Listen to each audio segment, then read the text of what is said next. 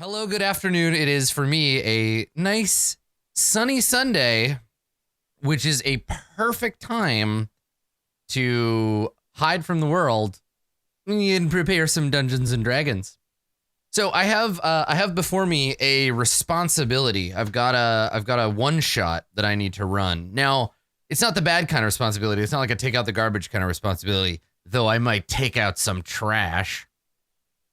No, it's a good responsibility. So you might remember, it feels like a million years ago, but it wasn't. The War of the Spark pre-release event, LoadingReadyRun invited me out for the pre-release tournament. I drafted some Magic cards. I talked about some Magic art.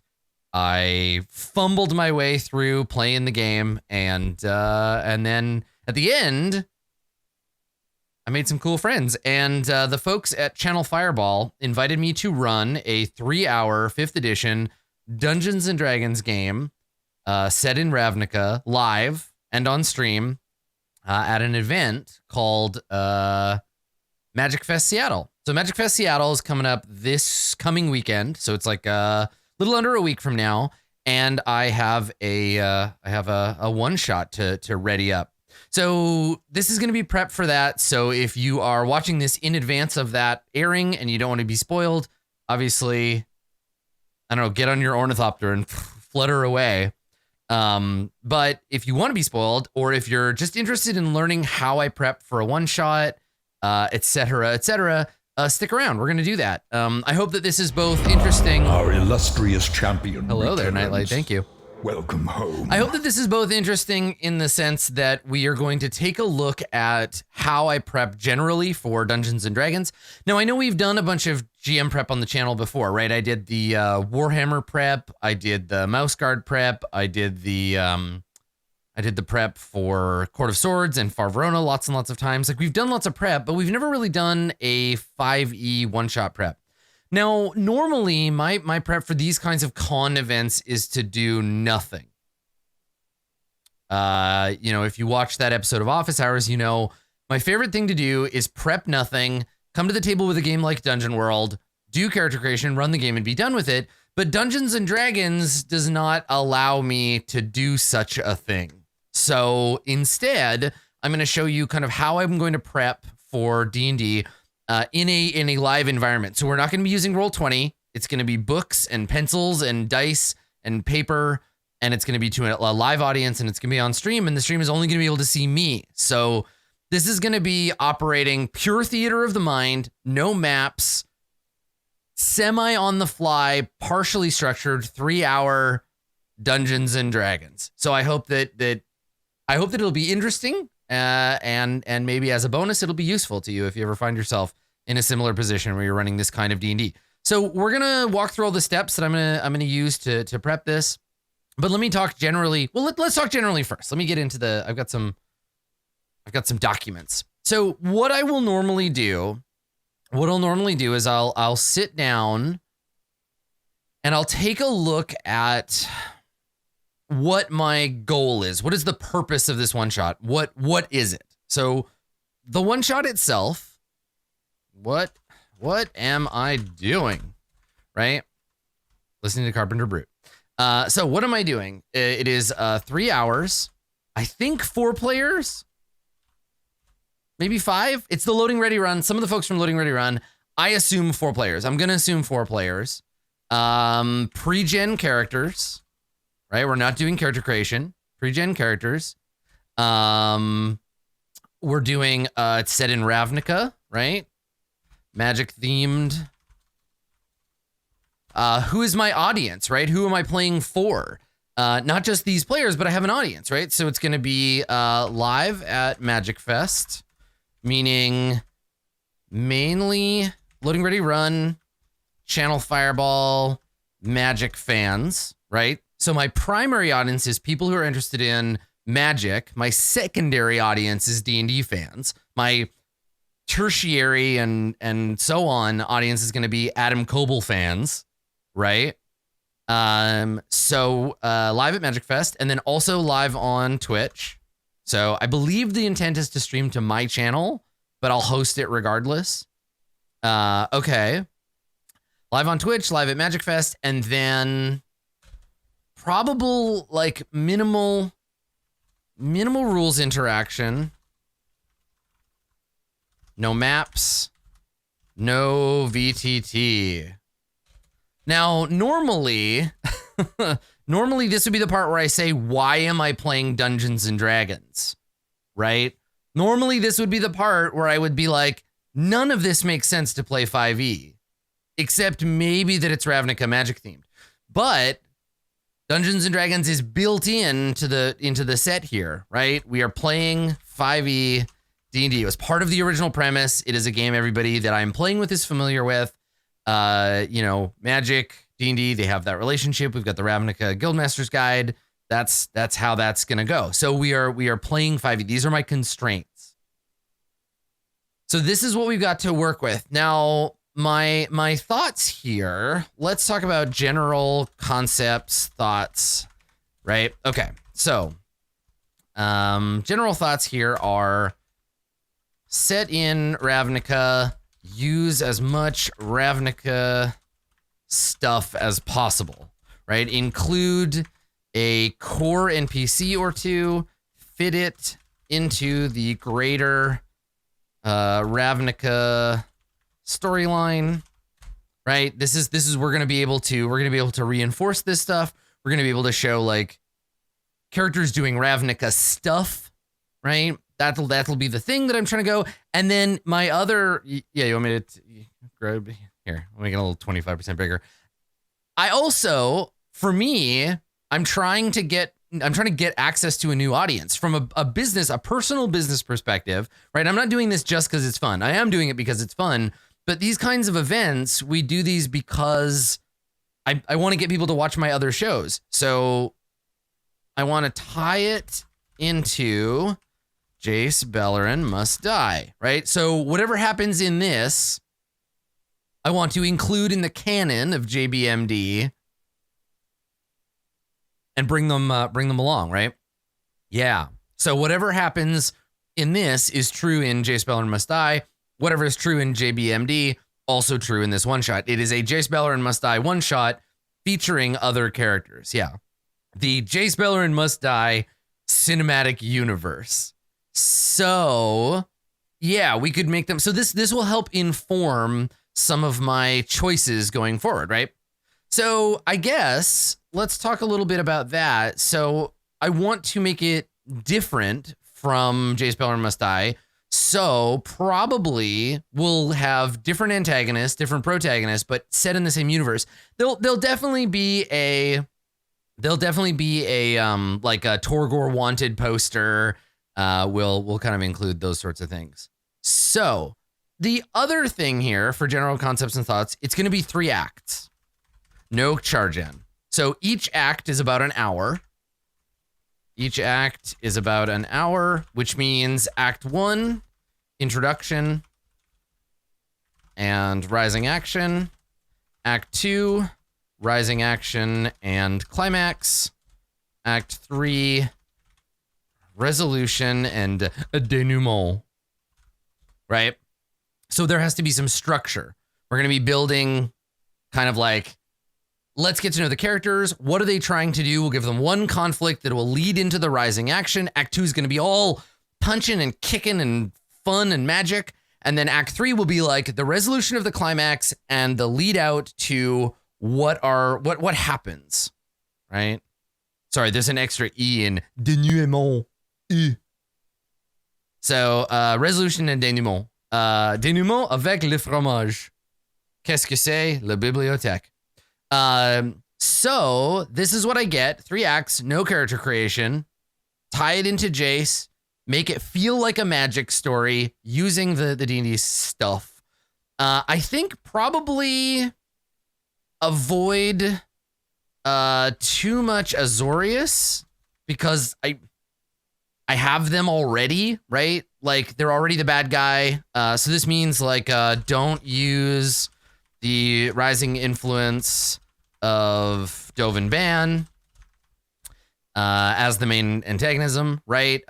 Try to avoid too much of the Orzhov, right? focus on something nearby, but not directly a part of JBMD yet. Yeah, right? So I think I guess let's talk about premise, right? So what does a good premise need? We need more than anything. Let's work back, right? So what I could do is I could be like, let's come up with a bunch of characters, then let's give the characters something to do, then let's find someone in the way of the characters. But what I'm going to do is I'm going to flip it. I'm going to come up with an antagonist. I'm going to figure out what the antagonist is trying to do. Then I'm going to make characters that are set to fight that antagonist, right? So an antagonist wants something and is doing bad stuff to get it. The bad stuff means a handful of guild folks get together to stop it. The characters are those folks, right? We only have 3 hours, so it has to be pretty straightforward, pretty like tightly focused. And I think this will all kind of lead us to the premise of the show, right? What we're gonna do. Yeah, and I'm doing it flipped wise because I'm coming up with the PCs. The inverse, like if they were coming to the table with the PCs, I would say, okay, let's find a way to make all these characters fit together. I'm kind of leaning towards, well, let's look at guilds, right? Guilds I'm interested in. So we know that the Azorius is out. I think Orzhov is out, which leaves us a few we could work with. And we'll talk about kind of like some strengths and weaknesses of each one, right? Okay, so Boros, Dimir, we could do Selesnya.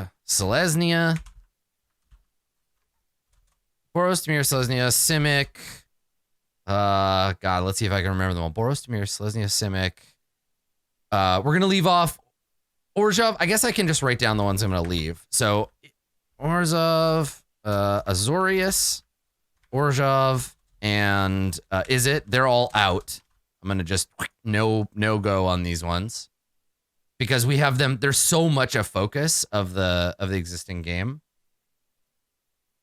I think we'll probably leave Rakdos off. But we haven't seen much Golgari, right? Despite the fact that like Tak is pretty caught up in the other players guild stuff. So I think we can leave those off. We also with Simic, we haven't seen Simic much. So Gruul, definitely an option. Yeah, I'm thinking maybe like Boros Selesnya versus Gruul. Or maybe I have a premise, an idea for the Simic. Maybe we'll make the Simic the bad guys in this. So maybe like a Golgari Gruul versus the Simic kind of deal. Yeah.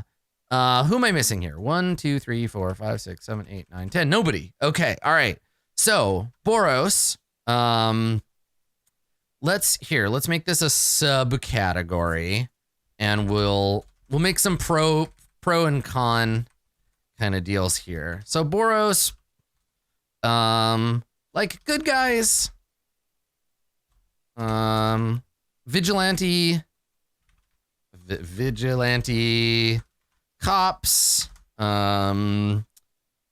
have the ability, authority to push people around, tough guys, maybe too similar to Azorius. A lot of them are basically just D&D characters already, right? Solve problems with punching or exploding. Yeah, okay, all right. So that's like an option. So these are some notes, some thoughts I have about Boros. Might be good for PCs or APC. Yeah, they're more military than the Azorius. Yeah, less boring. And then also like angels. Angels are fun. I like them. So Dimir, sneaky, easy to include in the party. Right? spy pretending to be someone else. Fun, rogue, vampire, mind stealer stuff. Right? Very easy to include. On the negative side, though, like, too politically complex for one-shot antagonist, right? We need a bad guy that is like very clear and easy to get after. Yeah, right. So I think probably Boros and Dimir are options for, yeah, right. Or like might be fun to include as a is he a friend or not NPC, right? I was actually thinking of a specific person here, but are they a friend or not? Okay. So yeah, Dimir might be like a side, yeah, like that mysterious elf in the Warhammer thing. So yeah, might be a side character, but I don't want to overcomplicate it. 3 hours, right? So yeah. Okay. So Selesnya, honestly, just kind of boring, which could be fun. I guess that's one line. Like, they're just kind of boring and straightforward, right? Straightforward druid types. Alternately, we could go with Selesnya bad guy, right? Invert the trope. Yeah.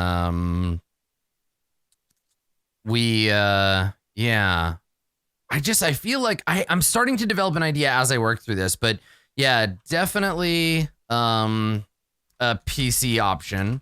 So I think what we'll probably have is we'll have a Boros PC, a Selesnya PC, a Dimir PC. I'm gonna make more PCs than we need necessarily. Definitely a PC option depending on antagonist. Not a lot of fun planeswalkers. Like, does the like, if we go Selesnya, who do they have that I could draw on if I want to include a planeswalker? Like, Huatli and Ajani are both not from Ravnica, right?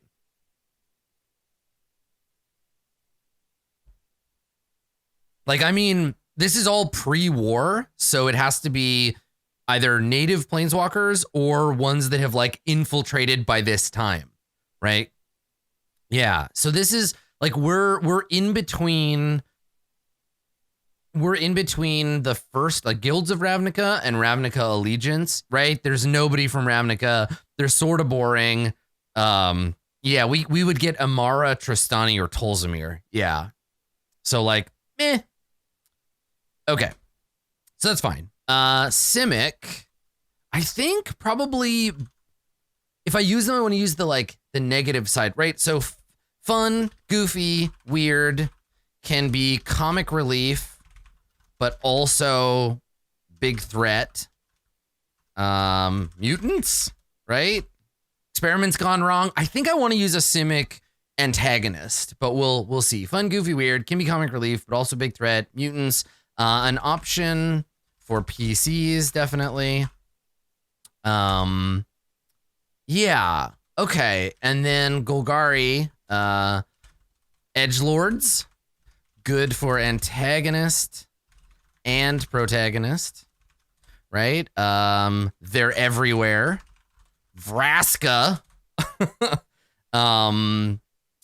easy to include in any story because of their prevalence. Misunderstood, badasses, etc. Right? So they're pretty fun. It's really easy to include a Golgari in just about anything, and lots of people will want to play them. Gruul, I could make fun of that awful British dude. What's that fucking guy's name? The one that dies. Domri. Ugh. Right? I would love to include Domri. Right?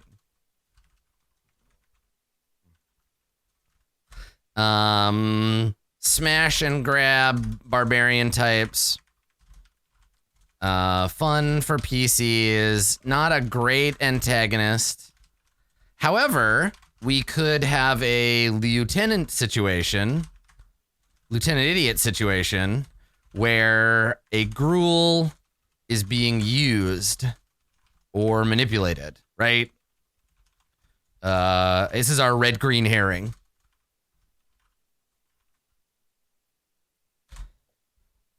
Right. Yes, I agree. Borborigmos is definitely cooler than Domri. Yeah. So what I'm thinking, and this is why we kind of go through this thing. Well, they're not a great antagonist because they're boring. It's just like some gruel are smashing up some stuff. Like, unless you give them time for end raise, you can't really get there, right? They have this big plan, but in a 3-hour one-shot, all you get is smash, smash, smash. So maybe we start with gruel smash. Wait, gruel is being manipulated by Golgari or Simic. So, and that's the question is, do we have time for a red-green herring? You know, I guess we'll see. So kind of where I'm leaning right now. So let's make a thing for antagonists. And I'm actually gonna indent this one more time just to give me another heading there. Okay, so antagonist. What I'm thinking is Simic X Gruel, right? These are my antagonists, and we go the Simic have, and we can always make them like a rogue element or something, but like a Simic combine scientist is using like worm DNA to create a terrible monster and is blaming the gruel for their tests of it. Something like that, right? Like a huge Krasis. Yeah, terrible Krasis, but doesn't want to get blamed for it and blames the gruel, right? It's just like, yeah, I made this. I put some gorilla DNA and some whale DNA together, and now this gorilla whale is smashing its way around, and like, oh, it's definitely the gruel's fault, right? Big monster smashing everything. Let's go blame it on them. A Krasis of conscience. That's pretty good. Yeah, a Grail, the Holy Grail. No, the gorilla whale. It's a Godzilla reference, right? Because Gojira is gorilla and whale together in Japanese. It's a portmanteau in Japanese. Yeah. I kind of love that. I'm gonna write that down. Can I steal that, Krangar? I'm gonna maybe, if we go that way, that'd be a great name for this one shot. I like it. It's very clever.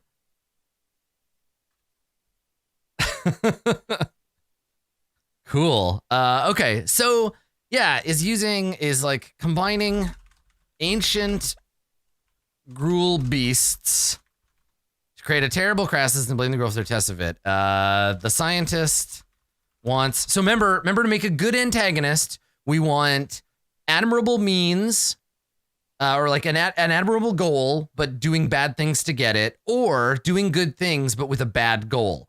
I think this is the latter, right? So the scientist wants, what does this antagonist want, right? What does our scientist want to do? Why would they want to make a giant, terrible Krasis? What would this thing be for? Oh, okay. No, I have an idea. Okay, so here we go. The scientist has learned about a terrible threat from beyond Ravnica. Right? Someone is feeding them information about planeswalkers, Nicol Bolas, etc. Right? So this person, this Simic, is being fed information, probably by a Dimir for their own funny purposes or whatever. But they're feeding this information to the scientist, and then and they have decided that no matter the cost, they must create something to defend the plane from invasion, right? Okay, cool. Good. So somebody is feeding them information. They're like, no, but there are these terrible wizards. We're doomed. A great dragon is coming, right? And they just seem like bonkers crazy. And so to defend us from this great black dragon, they've decided to create this Krasis that will save us from the horrible plane traveling dragon. Yeah. Okay, cool. So admirable goal. Save Ravnica. Awful awful means. Horrific monster. Destruction and chaos. Cool. Okay. Good. Okay. So that seems good. I'm into it. Okay. So there's our antagonist. To protect their research, the scientist has created. The scientist has been enlisting the aid of the Gruul clans, and is tricking them by telling them that the goal is end raise. Oh yeah. That they worship. What's the name of that pig? What's the name of the big pig that the Gruul loves so much? What's his name? Ilharg. That's right. Okay, perfect. Pumbaa. Yeah, big scary Pumbaa. Okay, cool. All right. So let me start putting together. Let me put together some NPCs here. So this is draw.io. This is a incredibly useful tool for doing these sorts of things. So we have our antagonist, right? And I'll make all this bigger in a second, so you can actually read it. Let's see here. There we go. Okay, so our antagonist, we need a name for this. Simic scientist. This person needs a name. Let's see. So Ravnica names are usually Slavic.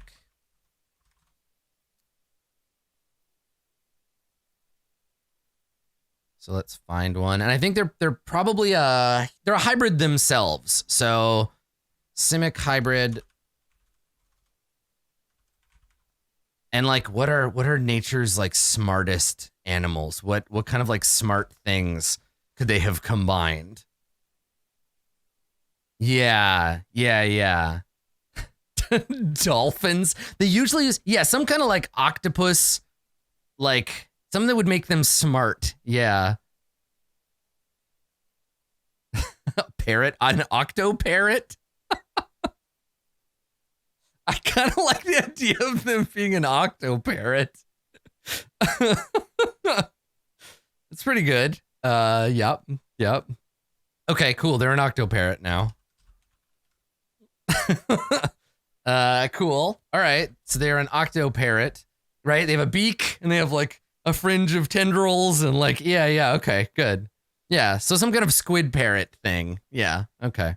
And then we need a name for this octo parrot. Let's see here. Obviously, Professor.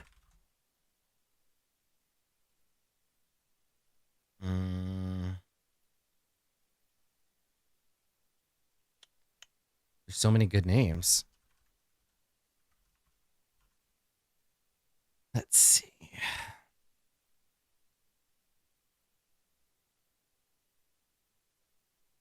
Ooh, Zoran. I like that. Professor Zoran.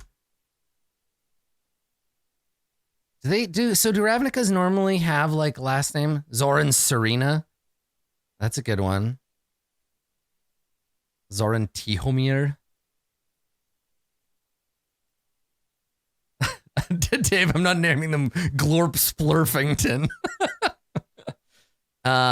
Professor Zoran something, yeah. Zoran Krakenhawk. Actually, that's really fucking good. I'm gonna do it. All right. Zoran Krakenhawk. That's just very fun to say.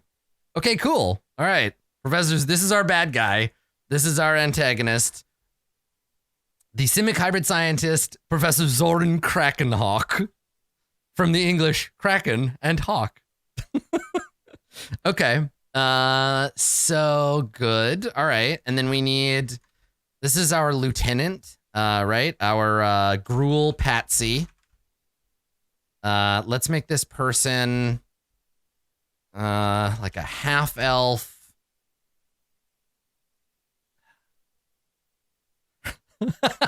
Her name is actually Patsy. Zoran Krakenhawk's idiot Patsy, a half elf. Like this is as close. We're not gonna actually have Domri, but I think Patsy O'Toole. But I think here, let me find. I'll find some. Let's look at some English names, and we'll make a fantasy version. Jude. Oh my God, Lennon Harrington. Judah. Mason. Brett.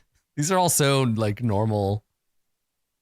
Tanner, Avery, Iden, Dane. Oh, like a dog. That's pretty good. I'm gonna go with Dane. And then they need like a really edgy, smashing name.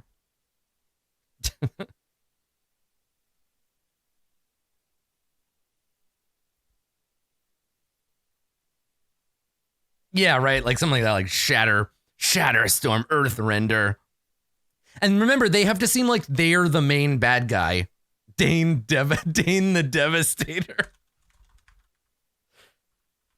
I mean, they sound like a wrestler. So they need Dane. They need to be named Dane the Devastator, and then something else with a D. Dane the Devastator dash hope. There you go, because they dash your hopes. I like it. There you go. Dog puncher. Dane dash hope, aka the Devastator. Yeah, sound like a wrestler's a pro in this case. They are like, I'm actually the bad guy. It's the Devastator. And then they get there and they're like, oh, nope, you were just being manipulated by Zoran Krakenhawk. Okay, great. We also need the Beast. We need a name for the actual thing. Now remember the big conflict. If we think about, let me come back to, we'll come back to this. So let's go back around to my original notes. So let's start talking about the arc structure, right? So arc structure. So in Act 1, introduce the main threat and the character's connection to it, right? And by main threat, I mean quote. Okay.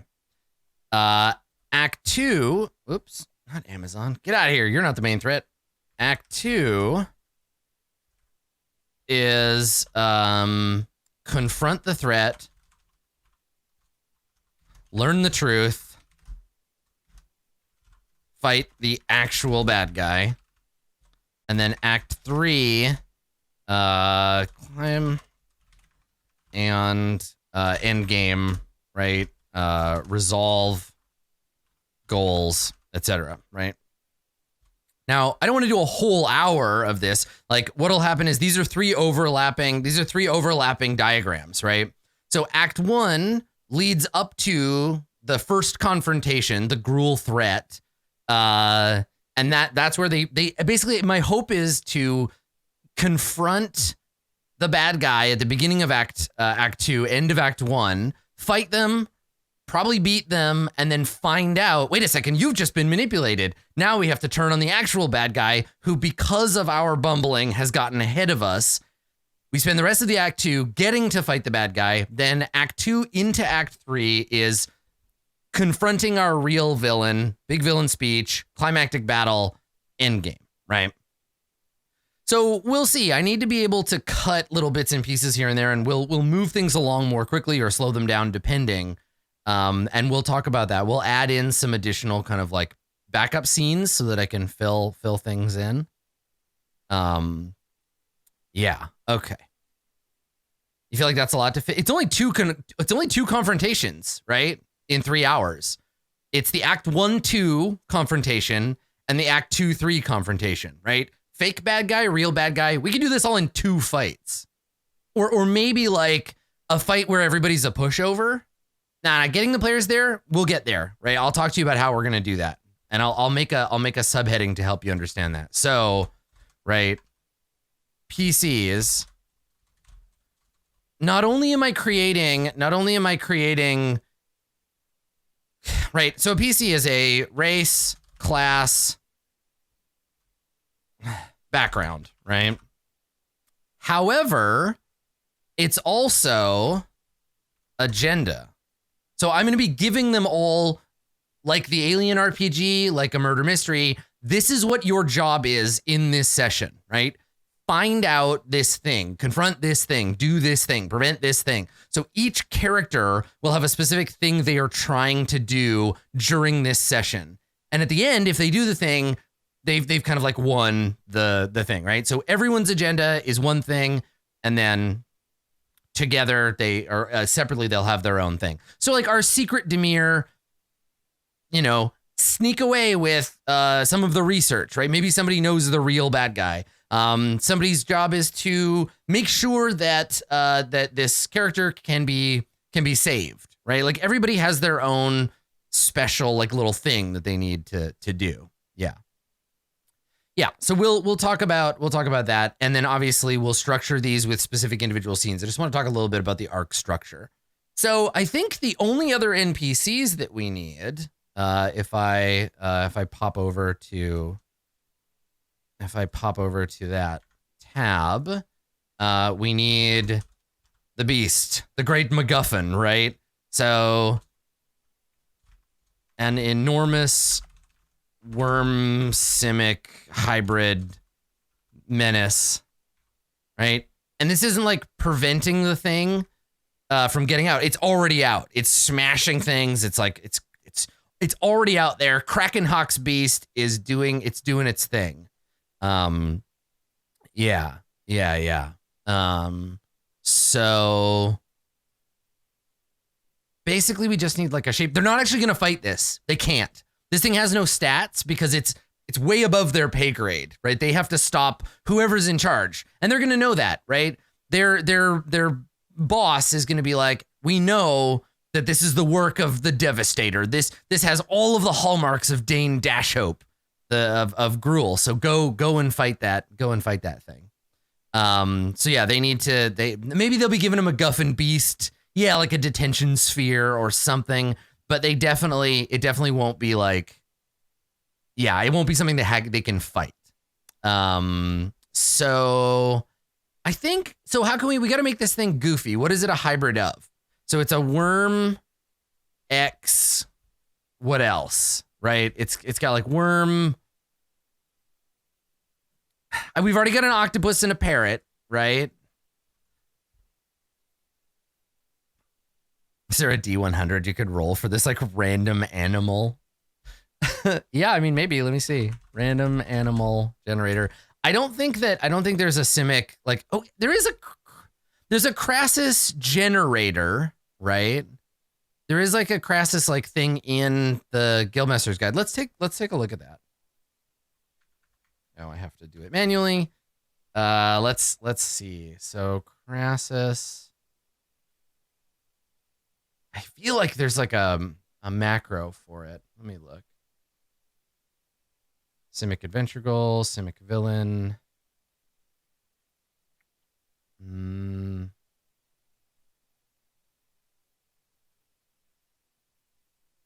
don't know. Maybe. Oh, here we go. Custom Krasis.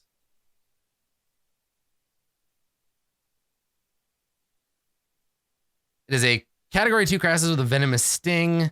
Its major adaptation is cryptic skin. It can change color to match its surroundings. Okay, so these are for generating like smaller. So it's like a venomous. We can make it like a venomous octo worm, but I don't want it to be hidden. I don't want it to be like I don't want it to be able to hide. It's big. It's out there. It's like rampaging around and smashing shit up. It's by default. It's already category 3. So we just need some weird animals. I do like the idea that it's venomous. That's cool. So like here, let's go. Let's go back here and we'll detail the beast. All right, so Krakenhawk's beast. Okay, so we know enormous. It can level buildings and cause massive, significant damage, right?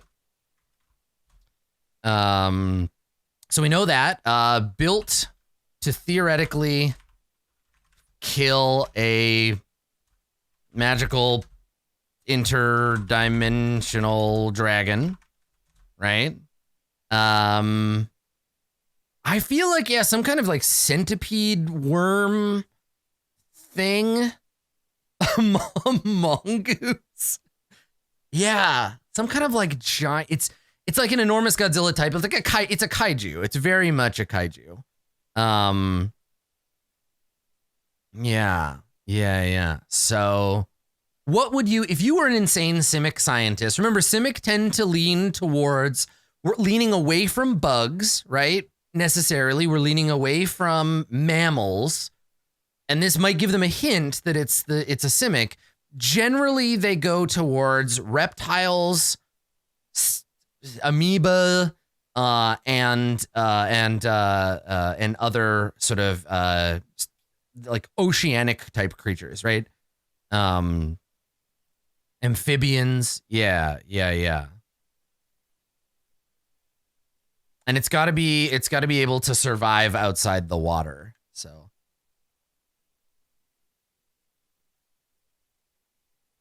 yeah. So what would you build if you were Krakenhawk? What would you make if you wanted to kill off Nicol Bolas? Giant axolotl? I kind of like, oh, I like that. Okay, let's make it worm. How do you fucking spell axolotl platypus? Yeah. Fuck yeah. Okay. So that means that it is enormous. We already know that it's like basically worm shaped, semi-transparent, covered in fur or spines, has a duck bill,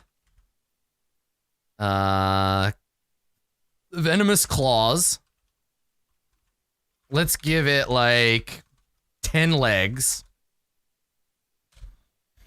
And then let me see, what's some stuff about axolotls? What's some special, like they're kind of rubbery. The Mexican walking fish. Okay. Let's see here. Ooh, they regenerate. Oh my God. Awesome. Cool. All right. Regenerates. Incredibly hard to kill. Yeah, which is why you need a special, like something special to murder it. Cool. All right. So it's a giant regenerating duck-billed, venomous clawed, worm-shaped, see-through, spiny thing. Perfect. Yeah, they gotta freeze it because they can't kill it. Something like that. Yeah. Totally. Yeah. Cool. All right. I like it. All right. So, good. Krakenhawk's beast. We got this worm axolotl platypus thing going on. Worm axolotl platypus. Platypus. There we go. Okay. All right, cool. So remember, the details of it don't really matter because we're not going to be fighting it. This will be in the background and it's like barfing venom and clawing buildings down, and Boros and Azorius and whatever, they cannot deal with it alone. They have tried to kill it and they can't. And so we have to send in the PCs, right? To go and either deal with or kill Dane Dashhope, who obviously controls this terrible beast. Yeah, okay. All right. And then they show up. So this Gruul Patsy, this is gonna be our like first fake boss.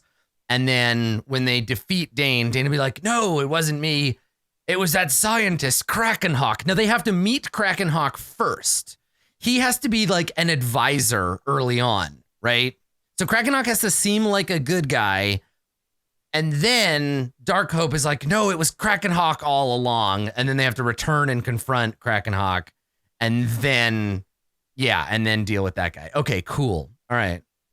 And in the great tradition of Jace Beleren Must Die, what they're actually doing is making it easier for Nicol Bolas to show up, because by defeating the beast, they're reducing the ability of Ravnica to protect itself. All right, cool. Good. All right.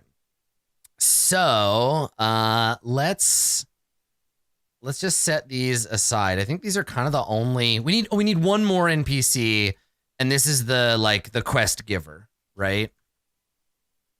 So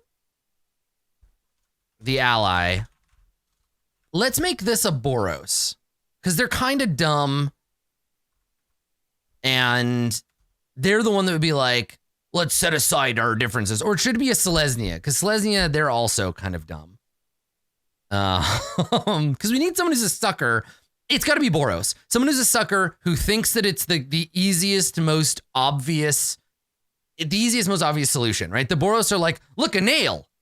Look, I got a hammer. Let's go hammer it down, right? Because this Boros person is also getting played by Krakenhawk. Because Krakenhawk actually kind of wants the PCs to test themselves against it and ultimately take out Darkhope, who knows the truth. Yeah. Okay, cool. So the ally is a Boros commander. I think we'll make them a human Minotaur. Like, Minotaur's the obvious one, right? Big dumb cow. But I think we want to make them a human. The thing is, I don't want to make a goblin or a Minotaur, because I think that they're, I don't know. I just feel like making a stupid human is more fun. Yeah. So let's make them a human, I think. A human Boros commander. I can't use everybody, right?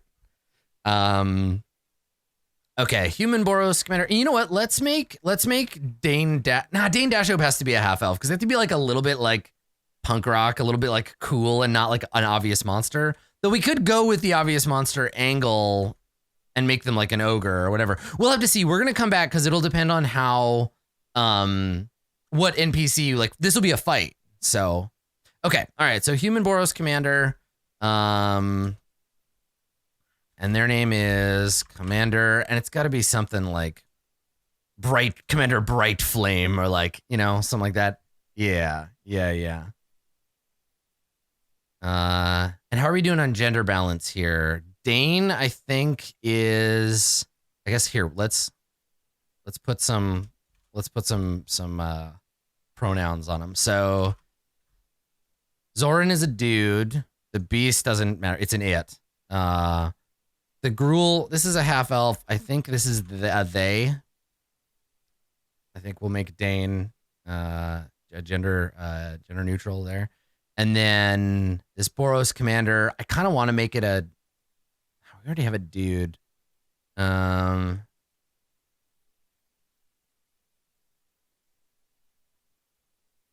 Let's make this. Let's make it a lady. Her name is, and it's got to be something like you'd name a paladin, right? Like Commander Long Morning or something. Commander Long Dawn, or like Commander Bright Flame, something like corny and very Boros, and like the kind of person who would be suckered by the scientist into, right? Like Commander Bright Mantle, Commander Dawnhammer. Yeah, something like that. Yeah, Long Dawn would become Long Dong very quickly. Commander, see, like all of these are so like already taken, right? Because there's so much of this kind of like Commander Sunsteel. mean, Sunsteel's a company. Commander Lightning Bolt. Let me look at a thesaurus. Okay, so synonyms for bright. Oh my god, her name is Aurora. Brilliant, blaze, dazzle. Here, let me write all this stuff down. Dazzle, bright, we have as our base one. Dazzle, bright, shimmer, shine, flash, flare, gleam, burnish. Ooh, lambent. Fuck yeah, that's good. All right, Commander Lambent something. Christopher Lambent. Okay, so she's Commander Aurora Lambent, and then I need a synonym for, let's say, synonyms for fire. Lambent Blaze. Lambent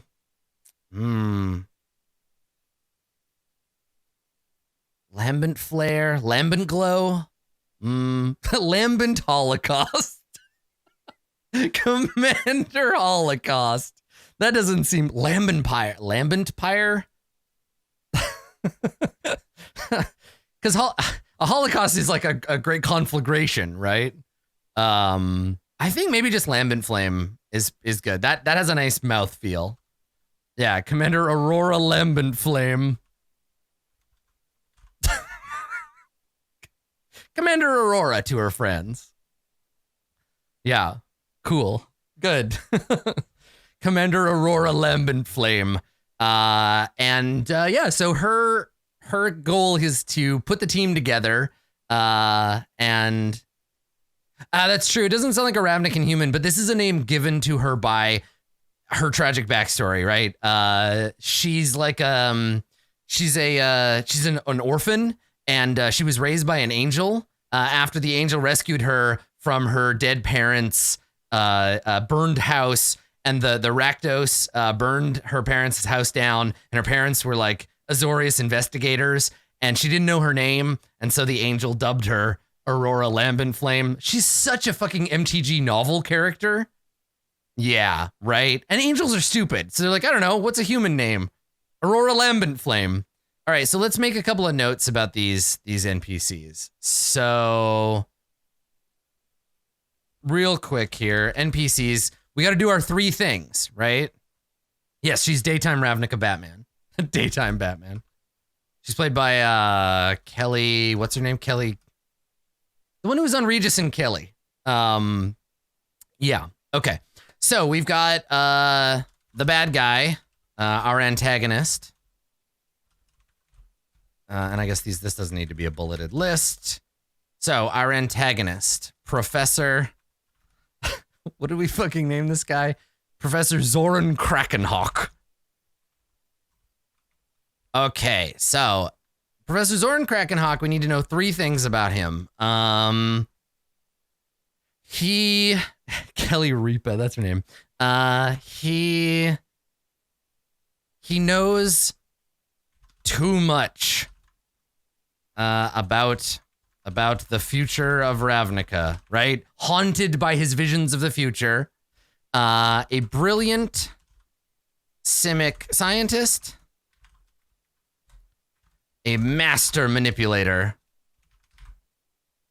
Right, about the future of his beloved Ravnica. He is he considers himself a Ravnican patriot, right? He cares deeply about, and I think he probably like really fucking loves, he really loves Jace Beleren. He's probably a member of the petitioners, or like is being watched by the petitioners to join the glorious order of Balerians.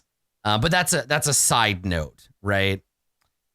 He could, if he survives, he could show up in Jace Beleren Must Die. Yeah.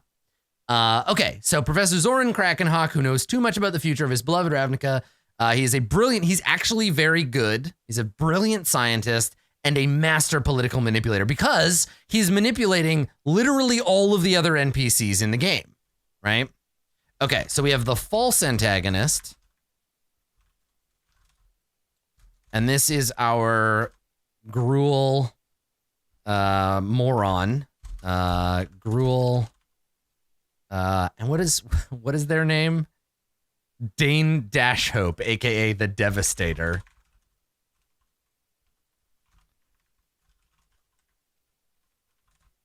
Okay. So,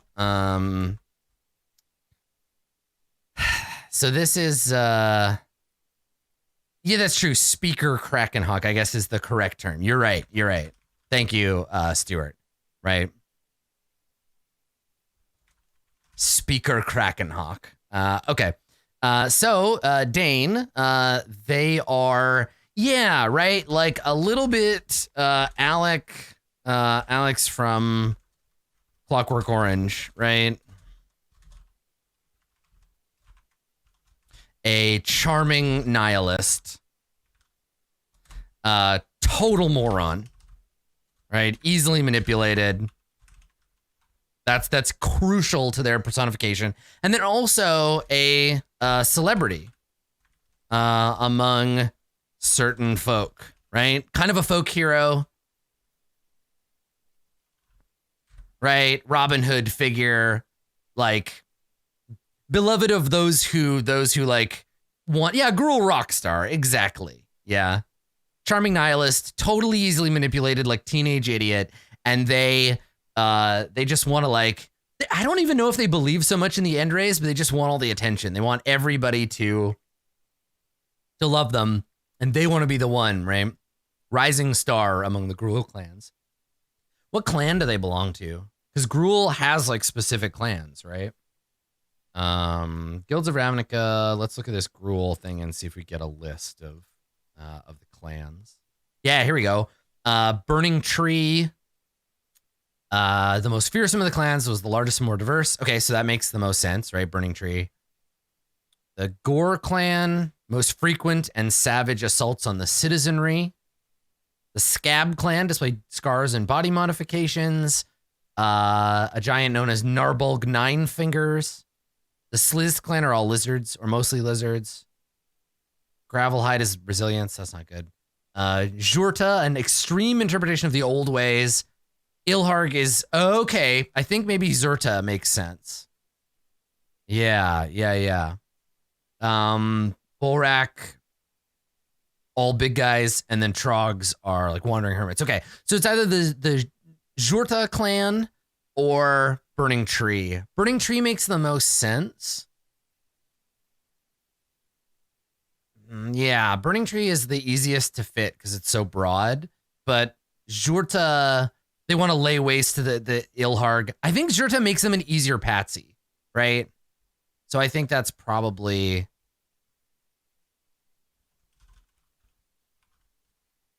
of the Jurta clan. Okay, cool.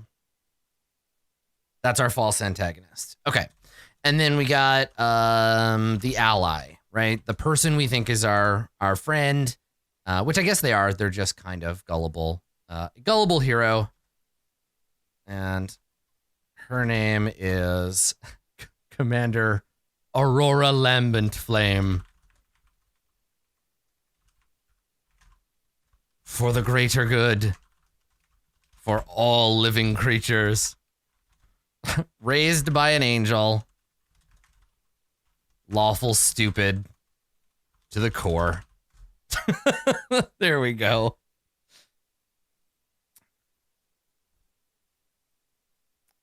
Perfect. All right. So there's our three things. She wishes she was an angel, right? She's like that kid from that episode of Star Trek The Next Generation where she was like raised by, oh, and there's not a lot of space. There's a page break you can't see there. See, look, watch.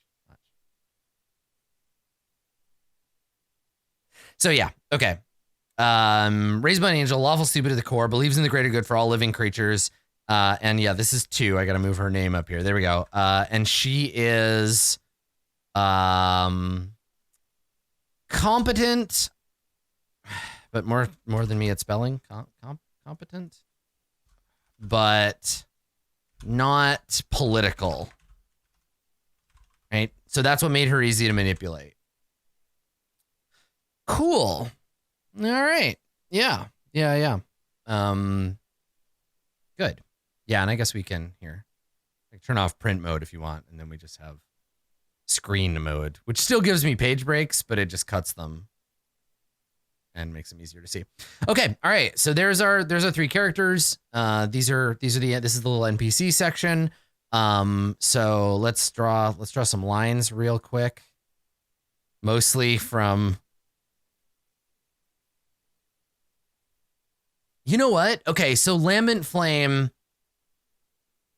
here. Let's go like this, because she needs to be in a position where she's ready to believe that it's the Gruul no matter what. So I think probably she blames the Jurta for her parents' death.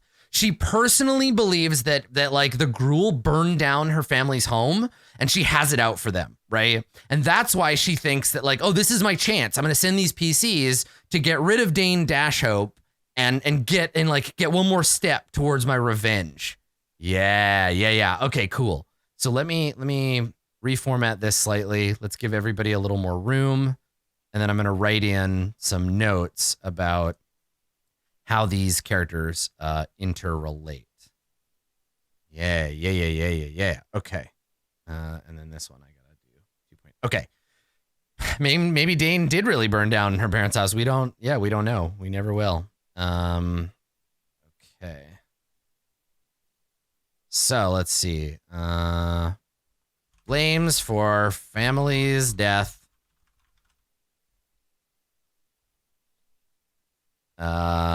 Tricked into being a fall, right?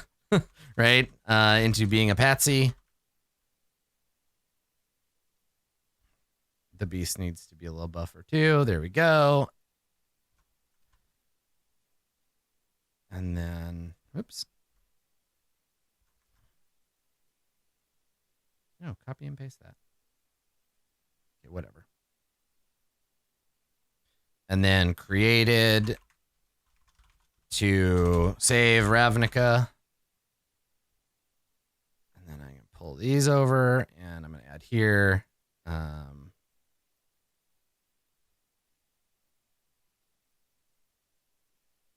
And then these two are allies, quote unquote.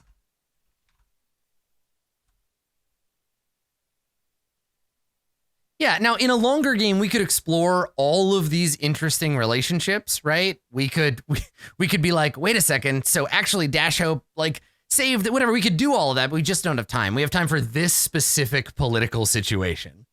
So now let's start laying out the act structure, right? Let's start talking about the actual, let's cut this and we'll add it to the bottom. And we'll start talking about, there we go, the acts. So